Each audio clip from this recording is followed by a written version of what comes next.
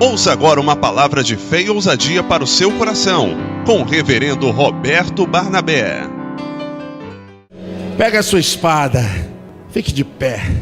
Nós vamos ler 2 versículos das Santas Escrituras. João capítulo 5, versículos 39 e 40. Que noite maravilhosa, que noite especial.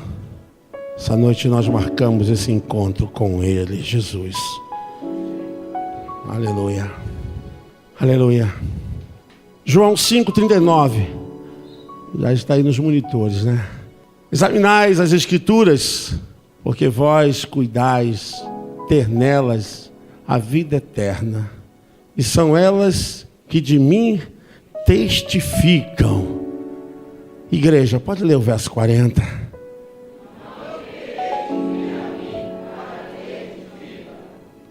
É isso aí. Pode se assentar. Em nome de Jesus. A igreja depende do Espírito Santo. O ministério depende do Espírito Santo. Famílias, homens e mulheres, dependem do Espírito Santo. E nessa hora, quando nós podemos estar aqui reunidos, nós estamos reunidos porque o Espírito Santo do Senhor está aqui. É Ele quem abençoa, é Ele que ministra sobre nós a unção da palavra. Porque o espírito humano, ele tenta de qualquer forma fugir da presença do Eterno.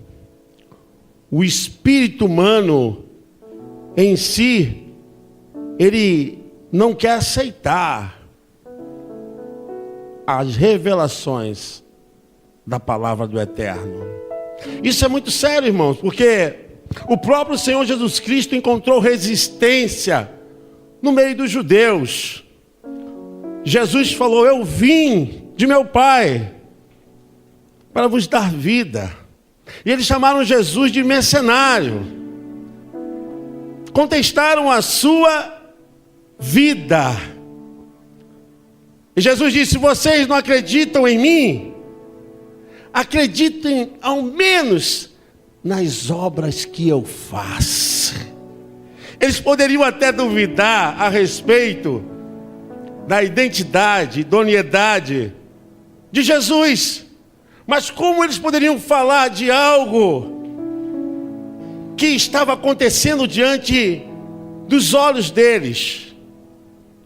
Como eles poderiam negar o poder de Deus acontecendo sobre as vidas, sobre as almas humanas? Jesus falou: olha, se vocês não querem acreditar em mim, mas nas minhas obras vocês têm que acreditar. Porque não tem como negar. Porque por onde Jesus ia, as multidões concorriam, se aglomeravam nas portas dos templos, nas casas dos vilarejos, nas ruas, nas praias. Jesus estava sempre sendo seguido, porque a sua palavra era diferente. O poder de Deus era revelado, manifesto. Aonde Jesus estava, as multidões queriam ouvi-lo. O seu discurso era algo que acompanhava a praticidade do poder de Deus. E ele mesmo disse: se vocês não querem acreditar em mim, acreditem ao menos nas obras que eu faço. Queridos amigos e irmãos, como eles poderiam negar o poder de Deus? Que no meio da multidão vem Maria Madalena, desprezada, uma mulher que precisava de libertação. E no meio da multidão ela teve esse encontro com o nosso Salvador. E a vida dela nunca mais foi a mesma. Como Como eles poderiam negar a cura do cego de Jericó? Aquele homem que ficava na mendigância, que vivia dependendo da sua capa, porque era o seu maior bem. E um dia ele ouviu falar de Jesus. E ele então começou a clamar: Jesus, filho de Davi, tenha compaixão de mim. E ele gritava, e a multidão mandava calar-se. E ele gritava mais ainda: Jesus, filho de Davi, tenha compaixão de mim. E a multidão mandando se calar. E Jesus, então, foi ao encontro daquele homem. Aquele homem era testemunha agora do poder de Deus. E a multidão estava pronta para testemunhar a maior obra realizada na vida de uma pessoa. Cego de nascença, um homem que vivia dependendo das pessoas, tinha o seu maior patrimônio uma capa que o livrava do sol, da chuva, dos tempos ruins, e carregava aquela capa. Jesus, filho de Davi, examinais as Escrituras, porque julgais ter nela a vida eterna. E são elas que de mim testificam. Aquele homem, ele clamou, porque o poder estava bem perto. Você pode clamar também. Eu quero deixar bem claro para você que Jesus Cristo é o mesmo ontem, hoje e será eternamente. Deus não mudou. Ele opera e ninguém pode impedir. Não existe nada que Ele não possa fazer. Ele pode hoje operar na tua vida. E você pode deixar a capa da desgraça, a capa da amargura, deixar essa capa que representa os anos de tristezas. E aquele homem disse: eu quero enxergar. E Jesus o curou. E a Bíblia diz que ele abandonou aquela capa. Sabe o que hoje pode acontecer? Que Jesus Cristo pode operar. Quando nós abaixamos nossas resistências, quando sentimos a necessidade de um Salvador, e saber que não somos capazes de realizar, que nós dependemos, não sabemos o dia de amanhã, que a nossa vida é tão pequenina, nossos pensamentos são tão conflituosos, nós vivemos numa digladiação terrível, uma hora queremos, outra hora não queremos, mudança de comportamento, de humor. Precisamos de um Salvador que possa nos ajudar, nos guiar. As Escrituras Sagradas é a palavra de Deus. É nela que nossas vidas têm que ser pautadas, ainda que alguns se levantem, ainda que alguns tentem desprezá-la, ainda é o livro mais vendido no mundo. Você pode aplaudir o Eterno. É o livro mais lido e mais vendido no mundo. Porque ela transforma o coração, ela transforma a alma, ela traz luz para a nossa escuridão interior. Você pode ficar interessado por Shakespeare, mas Shakespeare não muda a vida de ninguém, pode te dar conhecimento. Você pode ficar voltado por muitas literaturas, mas a única literatura que muda os corações, as almas, famílias, é a Bíblia Sagrada. é o poder de Deus.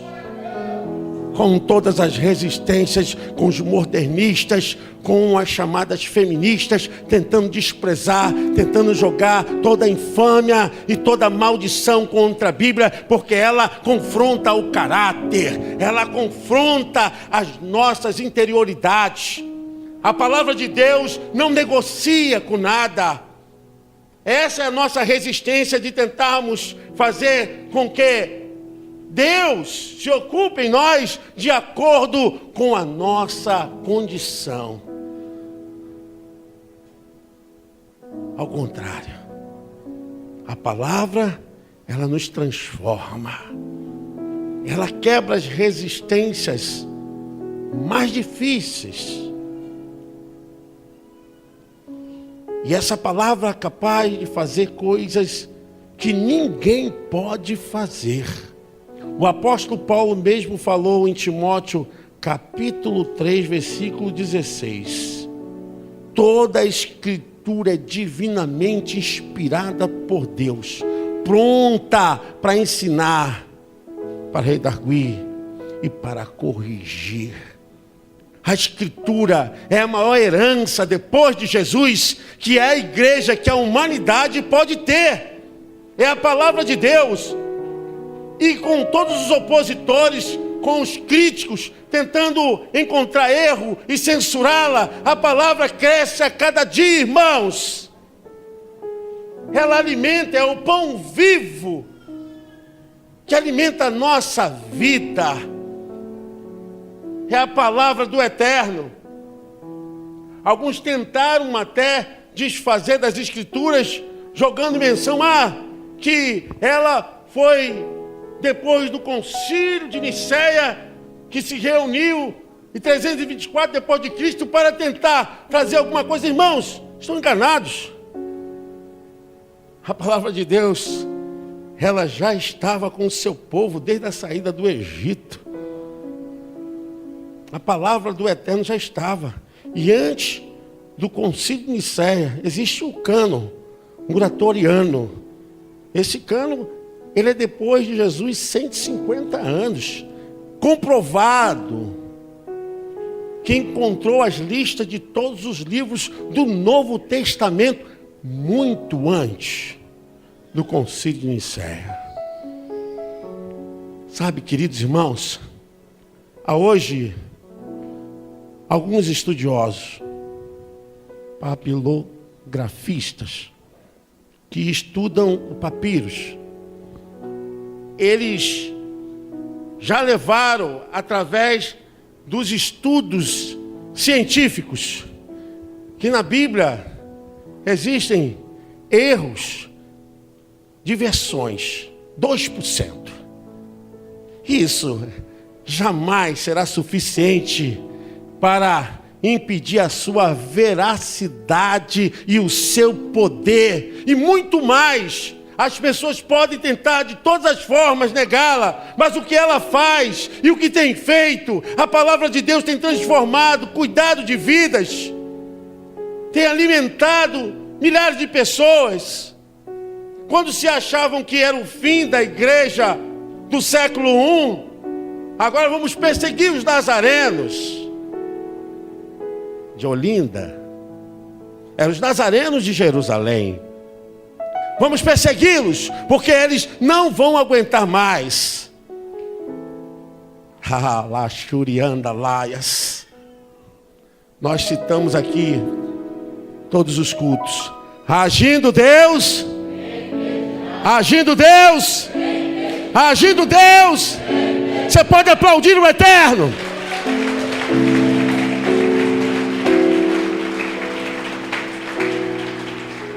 A igreja foi perseguida. Alguns irmãos foram mortos. Outros serviram de alimento para leões.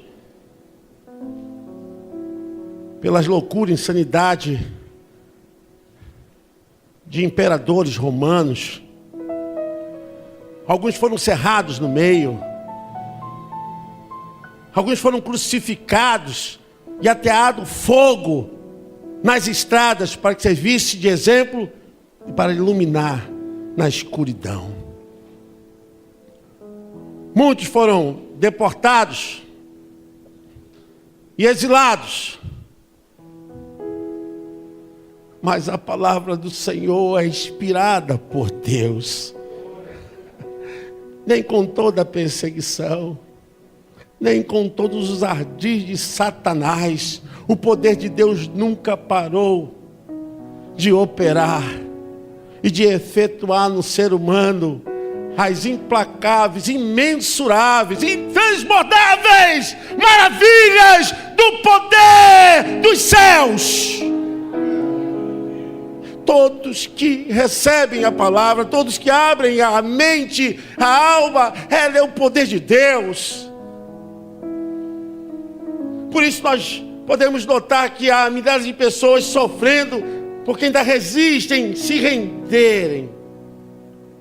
Resistem se render a essa palavra. Ela não pode ser só tinta e papel. Ela não pode ser só uma Bíblia virtual no seu celular. Ela tem que ser a manifestação e a presença do Eterno. E a sua lei tem que ser aplicada em nossas vidas. Tem que ser colocadas em nossos corações todos os dias, nos enchendo. Irmãos, essas pessoas estão tentando preencher um vazio existencial, uma necessidade tão suplente na alma. Não consegue, e vão para a cocaína, vão para a maconha, e vão para tantas coisas dessa vida, se aventuram. Eu acredito perfeitamente, porque numa linha, uma visão psicológica, nós temos pulsões que elas não param, elas precisam de acontecimentos. E eu percebo que muitas pessoas se entregam, não porque querem se entregar, porque há essa necessidade suplente na alma. Essa necessidade de algo que preencha, de algo que realmente possa trazer satisfação, uma compensação interior. E Jesus está falando justamente disso. Examine as Escrituras, tome elas para as suas vidas, aproveitem, são elas que de mim testificam. E ele mesmo diz: e não quereis vir a mim, terdes vida. É ela que nos direciona. Estamos palmilhando nessa vida, irmãos, e debaixo de tantas orientações, debaixo de tantas vozes, e pessoas têm sido levadas, sabe, como a onda do mar, e se batem contra os rochedos, e cada vez mais há essa dor, essa necessidade que nunca é preenchida, nunca é locupletada. É a falta da totalidade desse banho, desse molhar da palavra de Deus. Nós somos terra seca, terra rochosa, e precisamos da água viva, do poder, do avivamento da palavra do Eterno. É a fonte da revelação para o ser humano. Meus amados irmãos, quando Jesus ia, o poder era revelado, as manifestações de Deus eram reveladas. E ainda tem sido assim. Nós estamos aqui porque Ele é a revelação da sua palavra, é o verbo de Deus. Ele é o verbo, é a revelação. No princípio era o verbo, e o verbo estava com Deus, e o verbo era Deus. E tudo que se fez, não se fez se que Ele não estivesse presente. Todas as coisas se formaram e Ele estava presente. Jesus nunca recusou ser chamado de Deus. Pelo contrário, Ele mesmo perdoou pecados. Ele recebeu o título de Filho de Deus. Ele expulsou demônios. Ele mesmo disse: é chegado até vós o reino dos céus, o novo reino. E Ele mesmo agiu com todas as atribuições de um Deus. nunca se negou em ser o que era. Não podemos jamais ter um outro evangelho. Olha, quando estivermos nos céus, quando desse mundo partirmos, quando daqui chegar o momento de sermos retirados, quem nos receberá no céu não vai ser Maria, não vai ser Paulo, não vai ser João, mas quem vai receber cada um de nós nos céus vai ser o autor e o salvador das nossas vidas, Jesus Cristo, Senhor e Salvador das almas. É Ele mesmo vai dizer: vinde a mim, vinde a mim, vinde a mim, vinde a mim, vinde a mim, vinde, vinde, vinde, benditos de meu Pai, possuí por herança o que está reservado desde a fundação dos séculos, porque Ele foi imolado desde a fundação dos séculos, que na linha da sua eternidade Ele não tem tempo. Ele nos amou quando ainda não existíamos. Ele se entregou quando ainda não tínhamos qualquer aparição nessa vida. Ele já tinha nos amado e já amou aqueles que vão nascer, aqueles que ainda vão ter lutas lá na frente. Ele não morreu para o seu pecado de 10 anos atrás, de 5 anos atrás. Ele morreu por toda a sua vida. O que vai acontecer amanhã, depois de amanhã, daqui a 1 ano, daqui a 2 anos, Ele vai ser sempre o Senhor da tua vida. Sempre vai estar dizendo: eu sou o teu Deus. Eu sou o teu Deus. Eu não sei pregar outra palavra, eu não sei manifestar outro poder que não seja o poder do nome de Jesus. Passarão os céus e a terra, mas as minhas palavras jamais hão de passar. Não vão passar. Mateus 24, 35. Não vão de passar. E é nessa palavra que nós ancoramos a nossa vida. Não temos que nos preocupar. Não temos que ir para o horóscopo, para os búzios, para os tarôs. Não precisamos entregar a nossa mão para saber o que vai acontecer. Não precisamos de mediunidade, porque a Bíblia diz que aquele que está em Cristo é mais do que vencedor. Aquele que está em Cristo já tem a vitória. Já tem a vitória. Eu não tenho medo do meu amanhã. Eu não tenho medo do amanhã, não tenho medo do amanhã, porque o meu amanhã é certo e garantido. A palavra nos diz que nós já recebemos a vitória. A nossa fé está nele, o nosso amor está nele, e a sua palavra que domina a nossa existência. Sabe quando você tem fome de comer alguma coisa e você quer degustar, você quer saborear algum prato apetitoso, sabe? Você come com vontade, come com desejo, porque aquilo te faz bem. Eu quero dizer que a palavra do Eterno é mais maravilhosa, mais saborosa do que esse prato que você deseja. É a fonte que alimenta a nossa alma, que tem tudo o que precisamos, irmãos. A nossa alma tem que ter fome e desejo pela palavra e nos alimentarmos pela sua lei, sermos dominados pela sua palavra. Não temos vergonha, sermos crentes. Olha, precisamos ser crentes lá de Jerusalém, crente que todo mundo trabalhava, crente que todo mundo operava no amor, tinha simplicidade. Leia Atos capítulo 2, versículo 42 ao 44. Os irmãos serviam uns aos outros com singeleza de alma. Não tinha facções, mas existia amor no meio da igreja. Existia a vivência da comunhão, do sentido da palavra. Estamos aqui, ó. A Bíblia foi reconhecida depois da língua grega. Bíblia significa rolo. Ela ficava em rolos, chamado papiros. E ela tomou dimensão. 40 escritores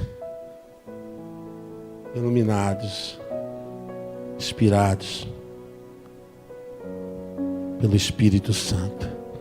66 livros escritos em épocas diferentes, condição social, cultural diferente. Tem de um livro para o outro diferença de 300 anos. E quando você lê, parece que foram escritos na sequência. Sabe o que é isso, irmãos? É o poder do Espírito Santo. Sabe, você tem um tesouro em suas mãos. Você tem um tesouro nas suas mãos. Seja apaixonado pela palavra de Deus. Seja um bibliófago, um amigo da Bíblia. Não abra mão. Você vai ver que a sua vida vai mudar. Entrega realmente a tua vida ao Senhor. O Salmo, capítulo 37, versículo 4 e 5 diz: agrada-te do Senhor e Ele satisfará os desejos do seu coração. Entrega o teu caminho ao Senhor e Ele tudo fará. Irmãos, está aqui diante de nós a palavra. Deixa a Bíblia te costurar por dentro e por fora.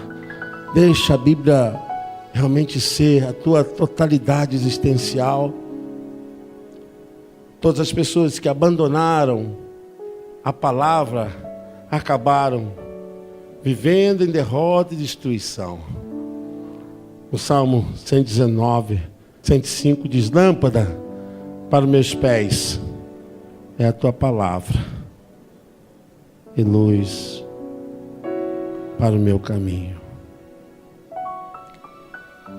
Feliz é a nação cujo Deus é o Senhor. Feliz é a família cujo Deus é o Senhor. Feliz é o homem cujo Deus é o Senhor. Feliz é a mulher cujo Deus é o Senhor. Feliz são aqueles que têm o Eterno como Deus de suas almas. Eu quero orar por você. Ponha a mão na direção do seu coração.